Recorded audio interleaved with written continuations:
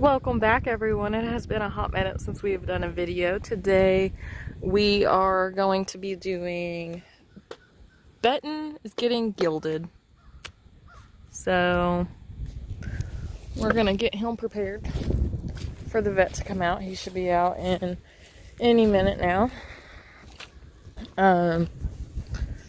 Benton also had a fall this morning. He fell through, shoved under, rolled under. I don't know what happened, but he went under the fence into my cousin's pasture.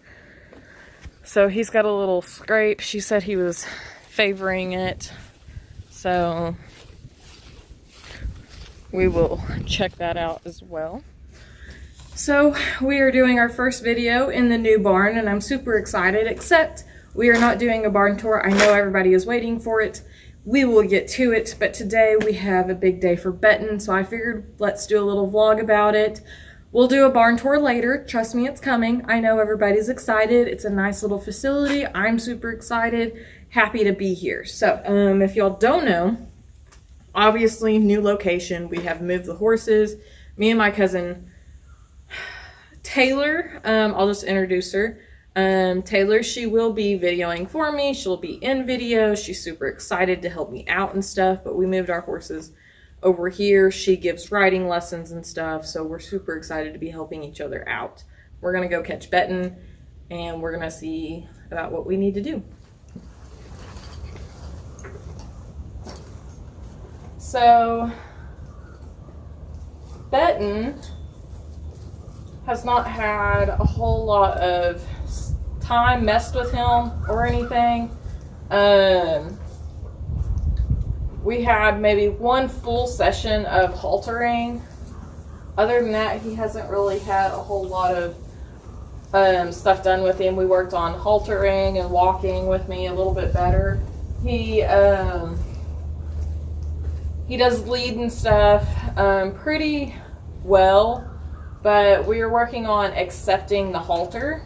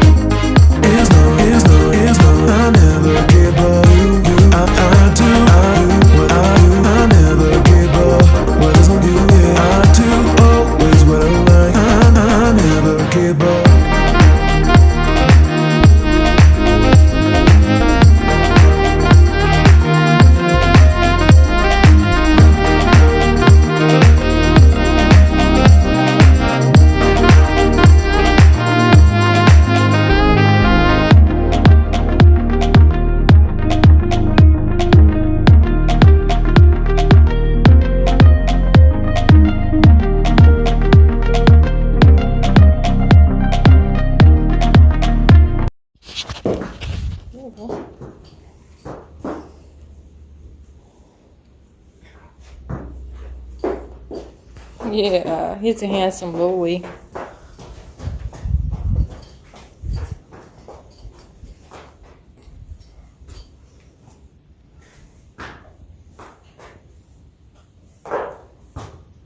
He's a handsome boy.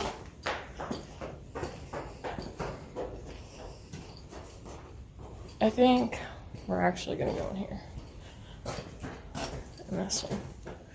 Because this one has a door I can shut.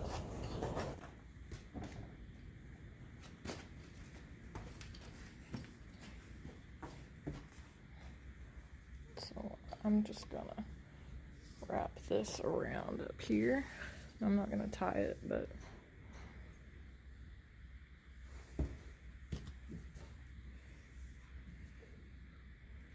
Just wrap it like that.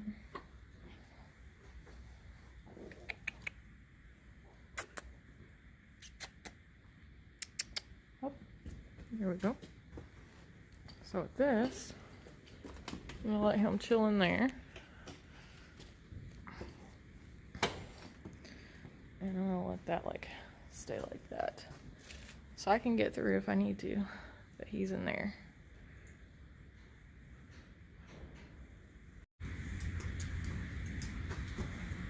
This is the first time he's actually been attached to anything.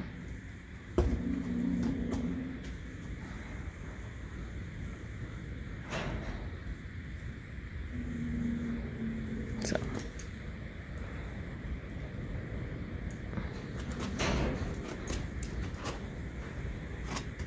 He's actually chilling out pretty good though. So I'm gonna get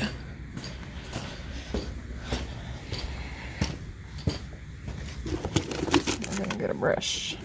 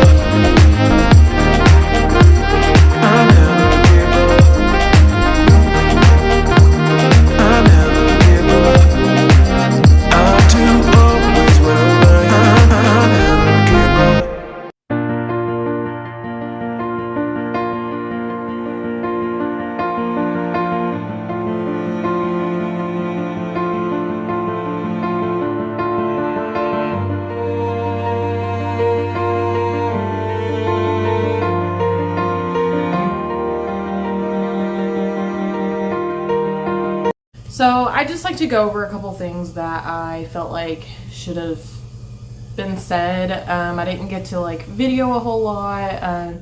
I got taking pictures all the way up until he was waking up, and then I had to put him in the stall. He took forever to lay down, and then it took forever to wake up. So I was in a hurry by the time he was waking up, so I didn't get to take pictures of him in a stall, like what I did to prep his stall, you know, things like that, because I had to ride Jake, and then I had to go and ride a client horse. So while Benton was recovering, I was riding Jake, and then after I felt like Benton was okay to eat again, since he was sedated, then I gave him his food, and then put Jake up, and then I went and rode a client horse. So I just felt like everything went smoothly overall, other than he just didn't really want to lay down after he was sedated. I tried my best to make the initial injection and everything as calm as possible, so he wasn't as so it wasn't as traumatic as his doing his feet was. But I think overall everything went really well. The vet that I had gilled Benton was the one who took care of Jake's leg, so I think he did a great job. Everything went smoothly. We kind of talked for a long time, since it was like almost 3 hours while they were out there, probably even more, because he sedated him, and then he wouldn't go down and just lay down, and then he fought him through the whole time. So he kept trying to sit up when they were trying to gild him, so the meds never completely knocked him out. And then as soon as we got done and we were ready for him to get up, he didn't want to get up, so he was just laying down. It was just kind of weird, but it wasn't anything bad or anything like that. So I'm now an owner of 2 geldings, so couldn't be happier. He came out and we switched halters. He had to have a halter with a long lead rope, so he can tie his back leg forward, as you can see in some of the pictures, so he can have access to his no-nos. I don't know what else to call them, but so he finally laid down. Some of the pictures you can see where the vet is just like holding his face. He's trying to get him to lay down in a calmly manner, to where he'll just kind of lay down instead of spaz out, and he's trying to direct his motion to help him better lay down in a safe and slow way. So that's what he's doing with in those videos, by holding his face. He's trying to help him out a little bit, but he did not want to lay down. And then finally, when he did lay down, he didn't want to stay down. And then when we wanted him to get up, he didn't want to get up. Waiting for him to get up on his own, we did talk a little bit. So he told me I have an antibiotic powder that I put on his food, Equiox. I always say Equiox, and there's no C in it. I don't know. But Equiox is a NSAID. It's a pain and inflammation medication. That is what Jake is on for his stifle injections, for when he's due and he starts to hurt again. I put him on that. So he gave me some paste to give to Benton, and he gets those 2 meds, and then he's supposed to stay stalled that first night. So I set up his stall, I gave him some hay and water, and then I let him in there after about an hour and a half, and he was chewing on some hay while I was riding. And then when I got done riding, which was about 2.5 hours maybe after that, I gave him his grain. Since we did sedate him, I didn't want to give him a whole lot at once. I didn't want him to gorge himself and then him get choked or something, because he's not fully awake yet from the sedation. But he did marvelous. He did great. So we stalled him and turned him out in a little bitty pasture, or little bitty pen behind the indoor arena, and he did great. So I'm supposed to lunge him or walk him 10 to 15 minutes twice a day, help keep the swelling down, and he's done great so far, and I'm super excited. I couldn't have asked for a better procedure to go so smoothly. I have put so much money in this colt already, and I do not want anything to go downhill. So why did I want to gild him? His papers are really amazing. I've had people comment on his papers and how awesome they look, and I really do love his papers. So why wouldn't I just want to keep that bloodline going, as since his sire has passed away, why wouldn't I want to keep that going? And here's the thing, I do like papers. I do like papers because it gives me better odds on the barrel pattern. And I do look at papers more as, rather than winning, but more as like, is this horse going to perform well as like,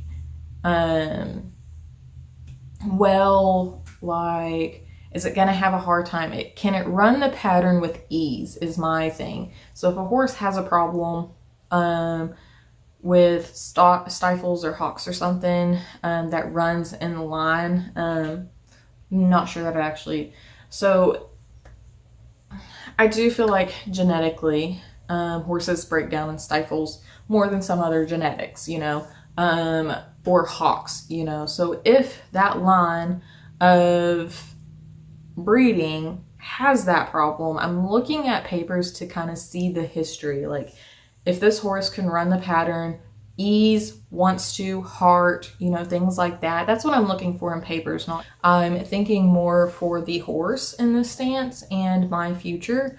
While I have education working around studs and stuff, and I feel like I could keep a stud pretty well for myself, like I wouldn't have as many issues. I just don't have the time, and I want to barrel race him when he's older. So the way I see it is having a stud and a barrel horse are two different jobs, and you have to do one job and do another job. And so it can get very complicated, and having a stud is a lot of work, especially if the stud isn't necessarily well-minded or well-trained. I feel like Benton would be a really good stud because his demeanor is just so chill and calm, and he's just like whatever. But at the same time, we can't predict that. And so I thought about it, but thinking later on down the road when I'm trying to barrel race and I have a stud and there's mares in heat out there trying to run and things, like it's just a recipe for disaster, and that's a lot of stuff I don't want to deal with. I just want to be able to go and running, you know. And so I'm also the type of person who, like I said, I'm not huge in the breeding side of things. If I was to breed a horse, I would rather have a mare that I can have a baby out of rather than keeping a stud to sell stud fees. It's not that I don't like studs.